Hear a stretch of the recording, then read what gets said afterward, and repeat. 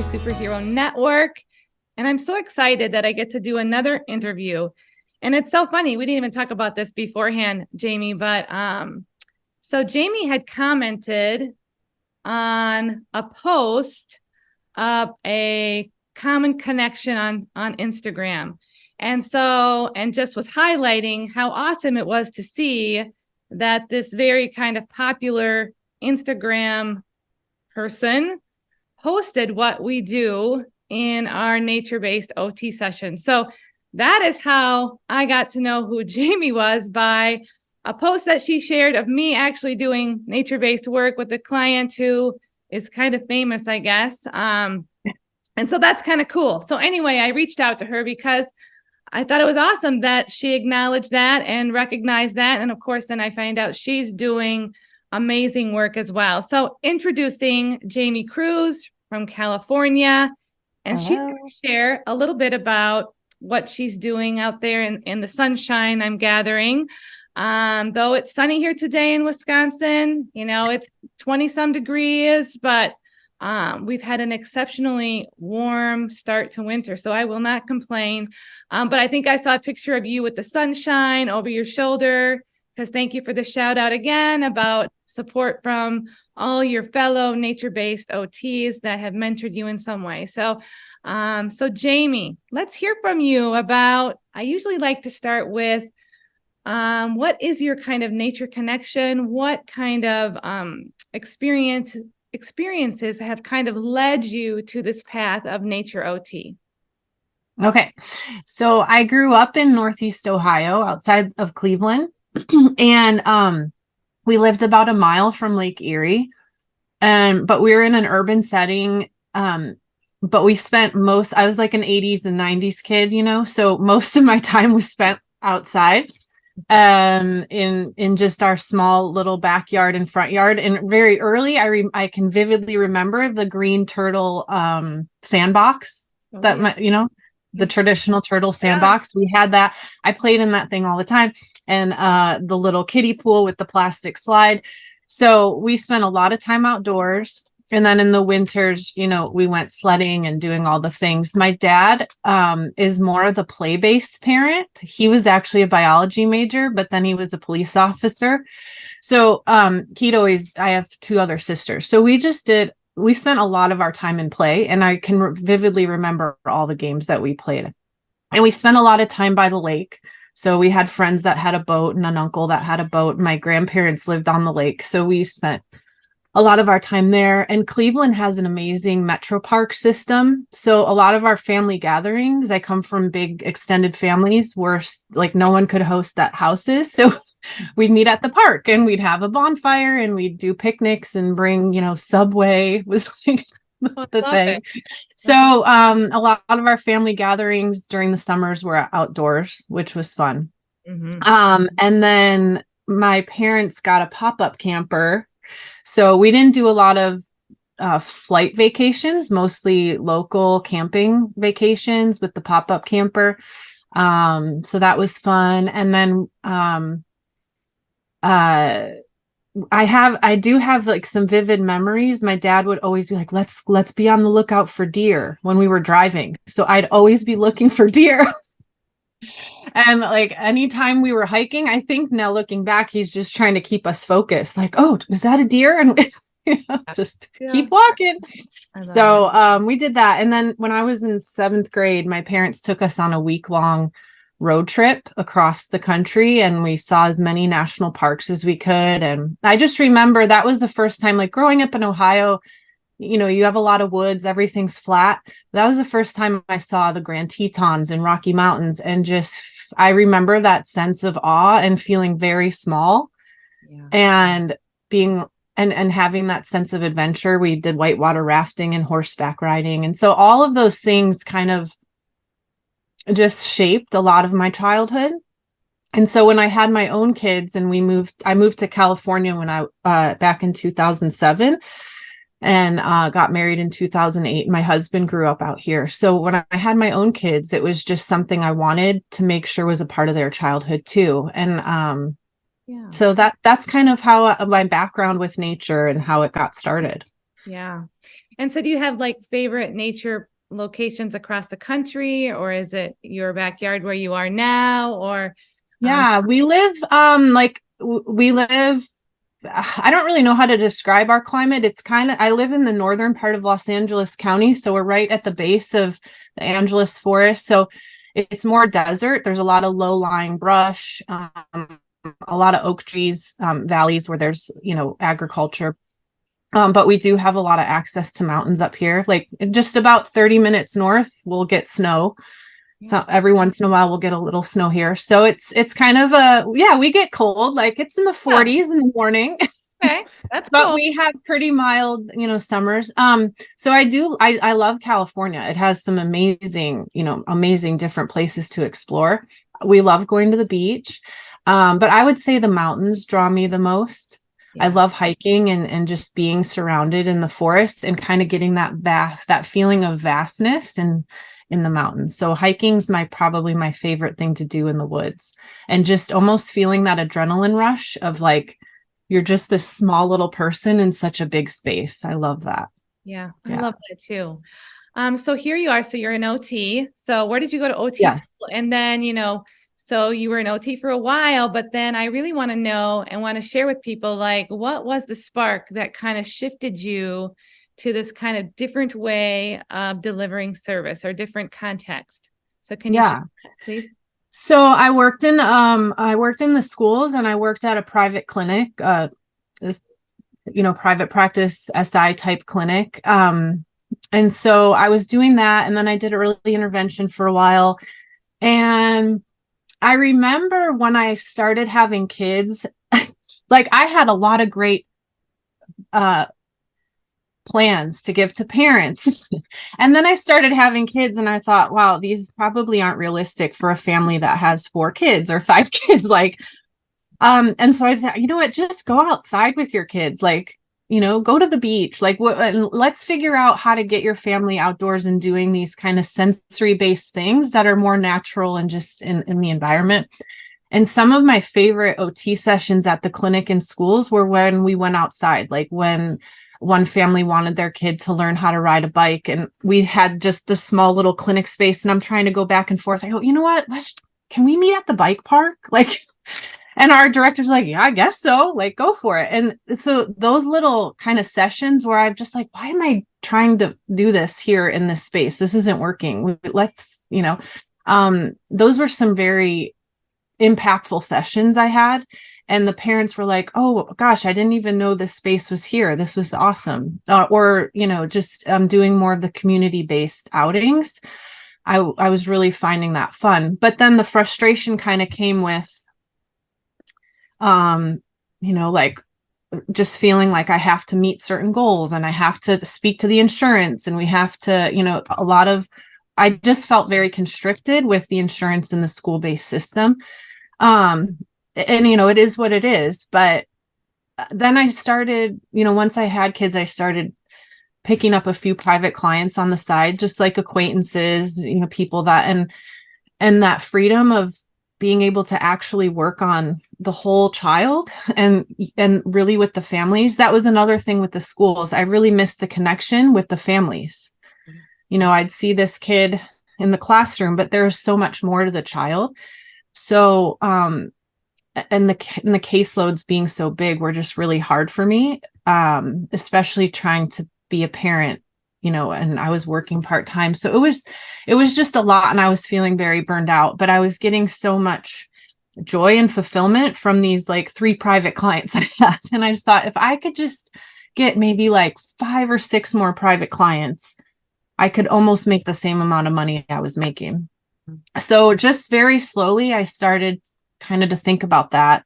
And, once my husband's business, he's also a small business owner. Like once that started to pick up and we weren't so dependent on my income, it gave me a little bit more courage to just say, I think I'm going to try to start my own thing. So that's kind of how it got started, and why,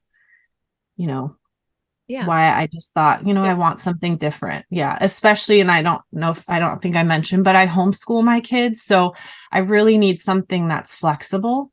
Right. And, the clinics I work for were great, but it's long hours, and a Yeah. lot of documentation that I was having to do at home. Right. So And so, tricky part. so how long ago was that when you kind of moved into your business fully? What year was that? So, like early 2022, I'd say that was like official. Yeah. Um, And so so, in 2021, I started to kind of be like, all right, next year yeah, we're yeah. gonna do it. Yeah. I think my point in asking is sometimes people think, you just decide and then it's all going to be there for you. And it really is a process of, kind of trying things out a bit and then maybe seeing if that works and then maybe moving in, towards more of a full-time thing. Um, I know people feel bad if they decide it and then things don't go quickly or smoothly, and just to know that sometimes you start small and you see how you like it and how it goes, and then it grows from there, but it doesn't happen overnight is my point. And Yeah, no. And even now, like I still have a contract with the school, like a homeschool charter. So I have like two kids that I see through that agency, every once in a while I'll do an eval for the clinic I used to work at. So I still have my foot in the door, but yeah, my primary energy started to be focused in 2022. I was even doing a telehealth contract back in 2021. That went through 2022, and then I just didn't renew the fall of 2022. So it definitely was a process. yeah. But that website, I was like, I will have the website by 2022. That was my goal. Awesome. And so you met Yeah. that goal. Yes. Let's talk about your business then. So the Okay. name, where you're So located and who you serve and all that. yeah, so it's called Step Outside OT, because I really wanted, and that was just kind of funny. I just thought I want something like you're like stepping out of the box, like, so, but there was already something close to step out of the box, or I don't know. So I thought, well, how about Step Outside, and so that was the business name. Cool. And um so I work in, like I said, northern Los Angeles County, and in an area called Santa Clarita. And I mostly work with pediatrics. I have a few adolescent, older teens actually that I work with.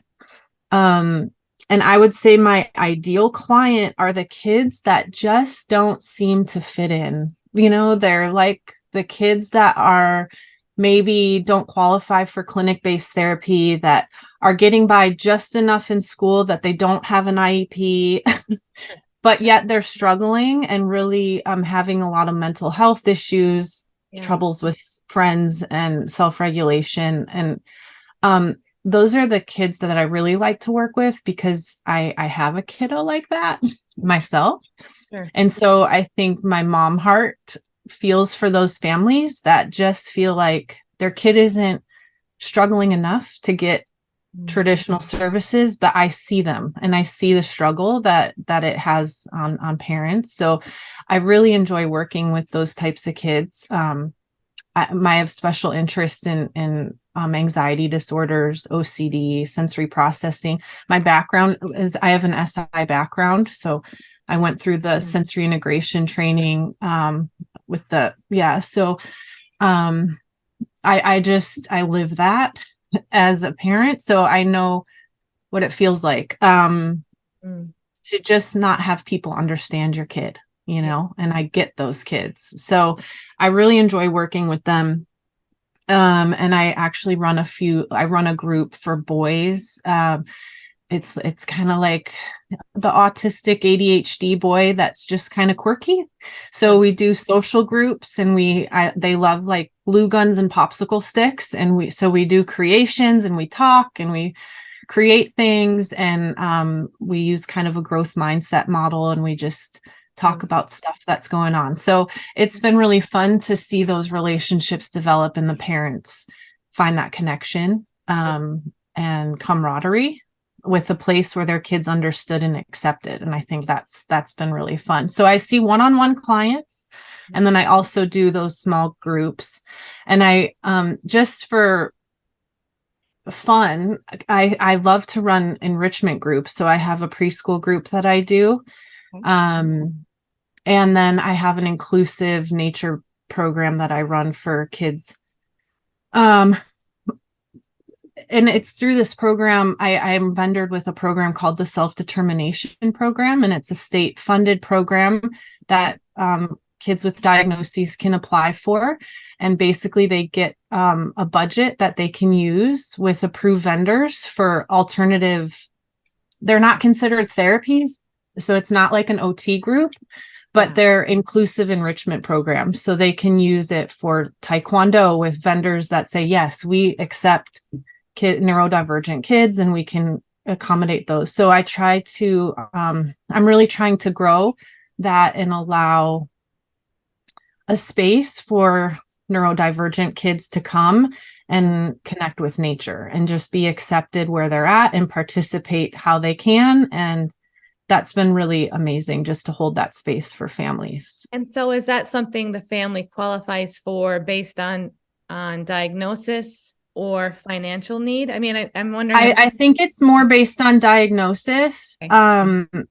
Yes, I'm not exactly sure how they qualify and all that. I just know I'm a vendor, and I have a few parents that are administrators for the program. So I said, hey, can you help this family get involved? And so they'll get them through that process. And then in California, we have these homeschool charters. So they're public schools, but there's no actual building. Oh. Okay. So it's for homeschoolers. So teachers, like you can be a teacher for these programs, and then you get connected with a caseload of families that you work with and consult with every month. But I can be a vendor as an enrichment provider with these charter schools. So we do have some homeschoolers that can use their public school funds to come to my classes, which is cool. If I wanted to provide OT services through their IEP, that would be I'd have to have a contract with the school as an OT provider. But if my business is just providing an enrichment program and it's not OT, then I can, then that's a separate thing. Yeah. So that's another way that we bring kids in. I really connect with the homeschool community out here, which is pretty large. And so we get a lot of kids that use those funds to take enrichment classes through my program too. That's amazing. I mean, So here in cool. Wisconsin, I contract with the county for families to be able to use their waiver dollars for my camps, my summer opportunities. But I've never heard of the charter school. Like, I don't know. I think it's very unique to California because like my kids are enrolled in a charter program. So we get money every year to use towards curriculum, enrichment programs that are approved through the school. Yeah. And then we have to, they have to show up and do state testing at a hotel that the school, organizes, and the school provides field trips and different things. And we meet with the teacher every month. So it's a really unique program. I don't know if other states are doing it, but well, if you're in California, you should look into these options. Yeah, if you're interested in homeschooling. And that's another thing too, is a lot of parents I've found out here will pull their kids because they're struggling, but then they need that extra support and they might not have an IEP. So I do some consultation just because I've been doing it for 8 years now. So yeah. We have a lot of curriculum and different things we've tried, and I have, so just helping parents kind of navigate that world too. So can you just kind of tell me what your private therapy looks like, and then your location, like where are you providing these support services? Yes. Yeah. Okay. So there's a few families I still go to their home. Just works better for them, but I love the space that I found. So when I decided I wanted to go outdoors, I started working just in local parks, in people's backyards, whatever, but I really wanted a space to plant myself and not be dragging, my minivan full of stuff everywhere. So I put a Facebook post out just in the community asking, does anyone have space I can rent or use? And an old acquaintance reached out to me. She goes, I used to run a preschool out of my property and it's not being used. Like, come Wow. here, see if it works. So she used to run a Waldorf preschool, an outdoor preschool. Yeah. Wow. And so it's a 2 acre homestead with a 1 acre permaculture garden that's got, yeah, it's really awesome with an outdoor kitchen and a covered space. So there's no indoor space yet. But she gave me a storage contain like a shipping container Okay. to use for storage. And then her and I, she's also a homeschool parent.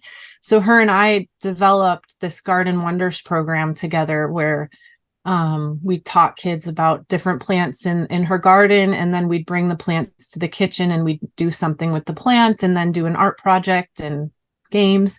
So she really helped me because I do not have a gardening background. Yeah.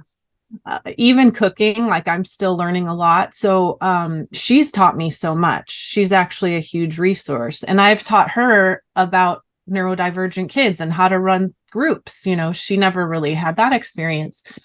So the space is really awesome because we have that garden and there's goats and chickens and ducks and cats and a dog, 3 dogs actually. So the kids have that. And then her and I kind of spruced up this mud kitchen area. So there's a mud kitchen with a big oak tree and a swing. Oh my And God. then she has kind of a big hill that outlooks a really beautiful view of the valley. So we'll hike with the kids up there. Like a And perfect she's just, location. Oh my yeah, God. it really is an awesome location. I mean, there, of course, you compare to other people. You're like, oh, I wish I had a forest with mushrooms and moss, every little things. But that was actually all. We'll talk about this quote that I had about just like loving the land that you're on, and Yes. because every nature space offers its own Yep. beauty, right? Yep. So yeah, it's But it can be challenging in the summers. It's really hot, but we yeah. have sprinklers and hoses and slip and slide. So Yeah. it's fun. And the garden has just been such a peaceful, calming place. I've had a lot of kids comment, like they'll just be sitting there doing something like, I really like it here. I do too. Oh, There's wind chimes going. It's just really yeah. beautiful. Yeah. Yes, and that was actually the property owner. They have an LLC for their business of their property. Yeah. So she marketed before I even came. It's like a community healing garden. She really wants it to be a place for people to come to be at peace. And she kind of runs her own things on the property as well. But it really, for the parents and the kids, they come there and you can just sense the energy. It's very calm. Oh, Yeah. I So. love. So how often are you there? Are you there every day? So Like no, yeah, this is another thing too. I think when I was thinking about starting my business, I just thought, oh, I can't do this right now. Like my kids are so young. And then another nature-based OT, she's like, girl, I only take 5 clients, like just Yeah. you do what you can in the season you're in. So Yeah. I'm there Tuesdays from like 10 to 4 and Thursdays 9 to 4 or 5. And then I do a group on Wednesday afternoons, and that's what I do. So yeah, So then just I'm guessing basically you 2.5 days a week. okay, 2.5 days. And I think then I'm assuming you don't take insurance, but I want to make that clear to I others. don't. Yeah, Yeah. I do super bills Yep. for insurance, but I don't bill insurance Yep. Okay. at this time. That's been something I've really struggled with, but yeah, in the season I'm in, just being by myself, like I don't have employees. It's just not the season I'm in to kind of grow that part of my business yet, Yeah. and expand onto that. So But it sounds like you're meeting a specific need, right? yes, And yes, so, I do think I just so. always think we have to look at it like whose needs are we meeting? And maybe that's where we're supposed to be, right? In the season Right. that we're in considering our whole kind of personal life and where we're at with our children, and you're a homeschool mom. So Yeah. I love that. And I think that's the beauty too of of being a nature-based entrepreneur too is not only can we consider the personal season we're in, but the environmental season and the gifts that the environment and the context and the nature space that we are collaborating with has to offer those that we serve too. So for me, it just kind of all kind of works together, the seasons of life and the seasons of course, the nature too. So awesome. Sorry about that tangent. It just gets me excited when I hear people speak of, like it's okay to have 5 or 6 clients. I mean, right now I only have 12. And I was talking to a fellow clinic owner, and she has 20 some employees and 400 clients. And I was just like, I mean, that just sounded way overwhelming. Like, no, I don't ever want 400. That just seemed like way too much. So yes, you can ease in and really consider the season that you're in. So. I mean, yeah, I was thinking, you can call yourself a business with one client. Yes. It just, and I think that's what we have to remind ourselves of, it's just. Yeah. Yep. So I love that. All right. So we're kind of on to the next question here, and I'm sure you have a busy day, and Jamie has children that are sleeping. And so I think they're up now, but they're pretty self-sufficient. With her dog sitting next to her. So, it's real life. So I love this. So what resources have you found helpful? And you can speak to whatever you want to speak to as far as what's been helpful on this journey of being an entrepreneur, of shifting gears and really thinking of stepping outside for your services that you provide. Go right ahead. Okay, well, it started with, this was long ago, before this was even a blip on my radar, but it really changed my mindset on valuing the outdoors. Was I read Richard Louve's, is that how you pronounce it? Richard Louve's book, Last Child in the Woods. So that kind of like mind-blowing to me, especially because my childhood was not, I was so involved in outdoors. And when I came out to Los Angeles area, I realized, oh, that's not a lot of the kids' childhoods out here. It is very different. So that was something I really valued. And I kind of sat with that for many years. And then I read Balanced and Barefoot by Angela Hanscom.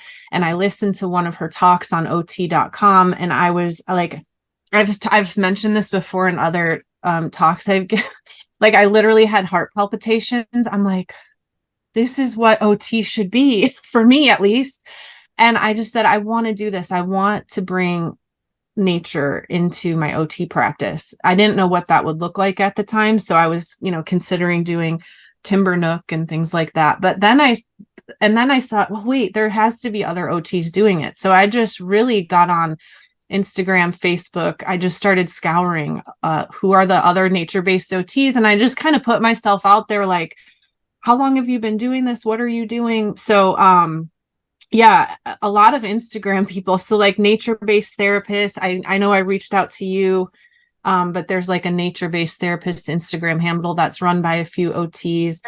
And then Laura Parks Figueroa was like a huge inspiration with her podcast, Therapy in the Great Outdoors, and her online community. So I've, kind of read everything that she's been doing and following her stuff. And then Emily Bryce, she runs a forest school and a little OT program up in Washington. So her and I have connected. We actually just did a little podcast, not a podcast, just a recorded call about how we got started. Because a lot of people on Facebook group were asking, oh, I want to do that. How do I start? So we just kind of talked and put it out there, like, how did we start? And so she's been really great. It's funny just how you make these online connections. And I think that's one thing that stood out, was that a lot of the therapists in the nature-based world have been so welcoming. It doesn't feel like a competition against each other. It really feels like a community of supportive OTs that want to do something different and bring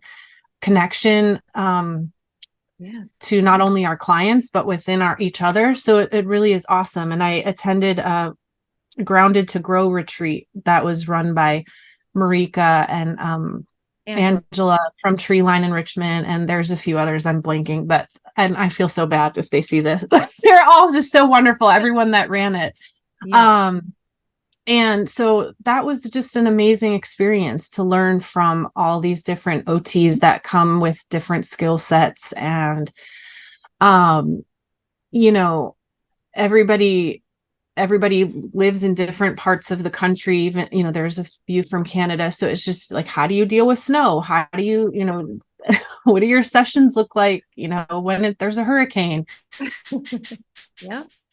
We all do. Hearing just how people do all that, it was really cool. So definitely them. And then I've read a lot of books, like forest school programs, just how people run forest school programs. Just that was interesting to me because I'm enjoying running the small groups. And I connected with a local nature base. Well, it's more of an outdoor play school out here, but nature, they're mostly all outdoors. So I've connected with that preschool, which is where my 5-year-old, my kids have gone there, and really just connected with them and got into the world of early childhood education and play-based learning. So those networks with the early childhood educators have been very helpful in us just working together as a team, because I think we have to start young, really introducing babies and toddlers and preschoolers to nature. So that's been really awesome. And then I follow 1000 Hours Outside. Like, she's just a great resource.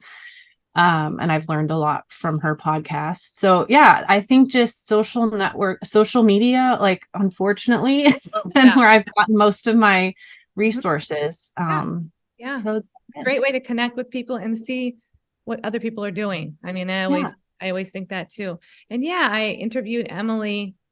It's probably been a year now. But anyway, yeah, she's a bright light. I really, so, and now she has her new baby and all that. So yeah, well, that's awesome. Awesome.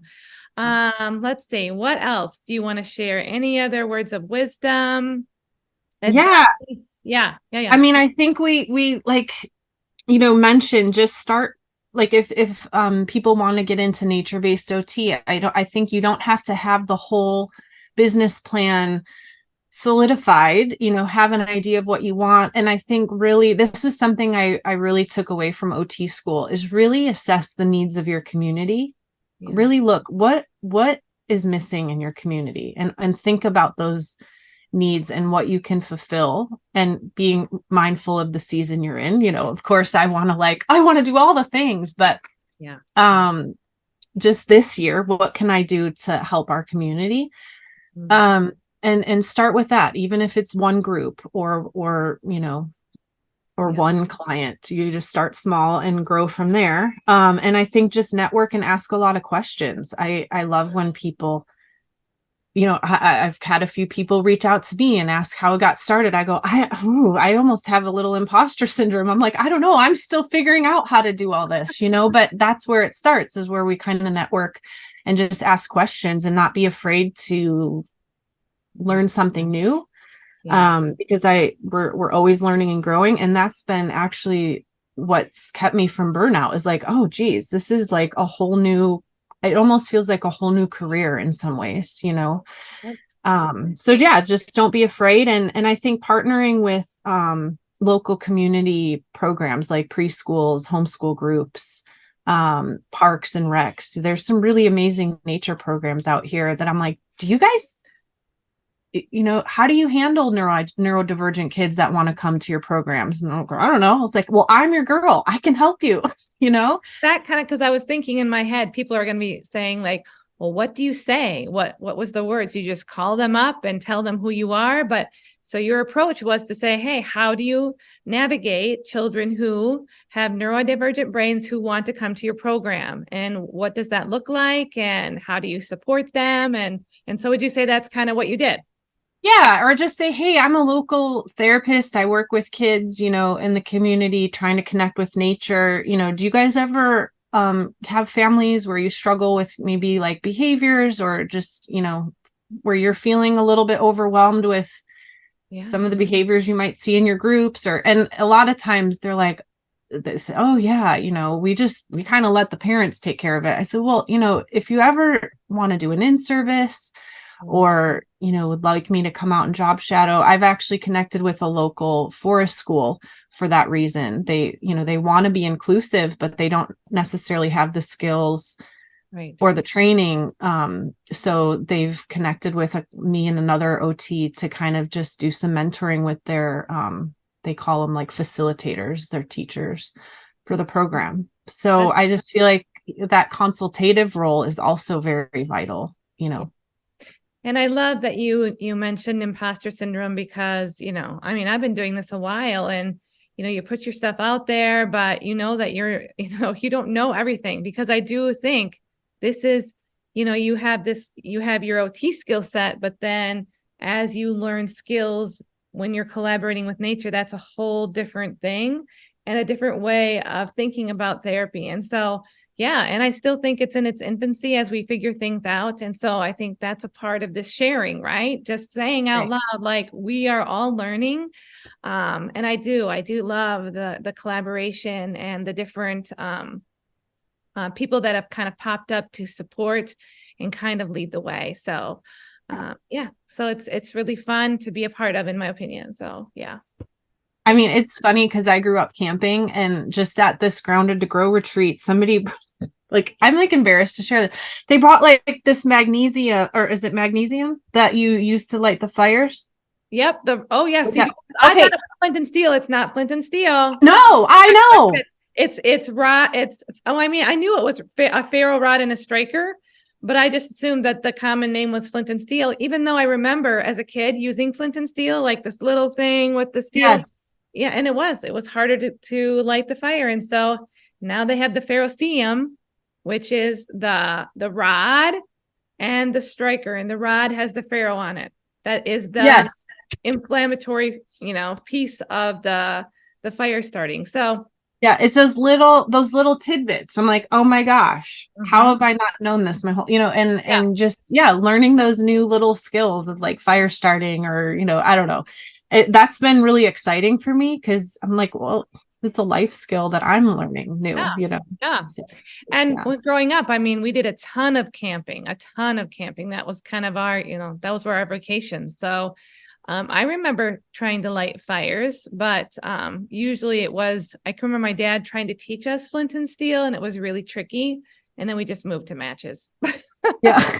I just remember but he wanted us to have that experience. And so it was super fun. Yeah, it's fun. Now I ferro rod and the striker. Right, the ferro rod. Which, So I have used with children because it's way easier for them to use. And I remember introducing the flint and steel to my own children. And we would have competitions about who could start the fire, the fastest. And they could kind of do it after a lot of repetition, but yes. So I put something out there about fire building, but it's not flint and steel. So I stand corrected, which I knew it was a ferro rod and striker, but apparently it's very different. So yeah, there you go. All right. Yeah. Anyway. Fun things like that. Yeah. Awesome.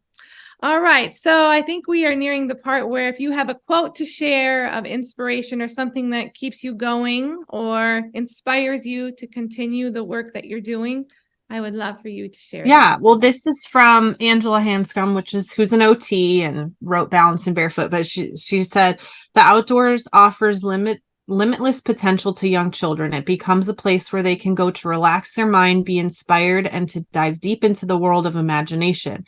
A place where they can design, create, and explore. The possibilities are endless. And what I love about that is that every session in nature brings unexpected kind of surprises or excitement and wonder. Because we walk in, what does nature have to share with us today? So it's always fun to discover, the new experience that we're going to have. So I have my plan of what, I want to accomplish that day, but a lot of times nature presents something so much better and exciting. So I love that part. And I also just think you could take out the potential for young children. It's really potential for every age. I just feel like nature allows teens and adults to do all of those things, to explore, to wonder, to relax, and to play. It's been really fun for the parents to just feel like kids again sometimes when they're out there. And so I love that, because I feel like it just keeps it keeps us playful and joyful, having those experiences. So. And that is just something that's so amazing about the outdoors and nature, is there's never 2 days that are exactly the same. Mm-hmm. And I love that kids are noticing that and pointing things out. It's just, I mean, I could go on and on, but you get it. I mean, it's pretty awesome to see the awe and wonder and the joy and simple pleasures that they can take wherever they are, right? By just stepping outside. So for me, it's like this can carry with them because nature's all around us. So it's really a life skill, like you said, where you can access that across the lifespan. So whether it be the mountain. Well, and I think and I think I've had a family tell me that exact thing, is that their child's made comments like, I just feel calmer when I'm at the ranch, or I feel better when I'm outside. And it's like, that's something that they can fall back on their whole life. Like, they know they feel better because they've experienced it, and own that. As a child, I feel calmer when I'm outdoors. That as an adult, they can go, hey, I need to go take a walk, and I feel like that's kind of what's led me, is that I remember feeling that as a kid.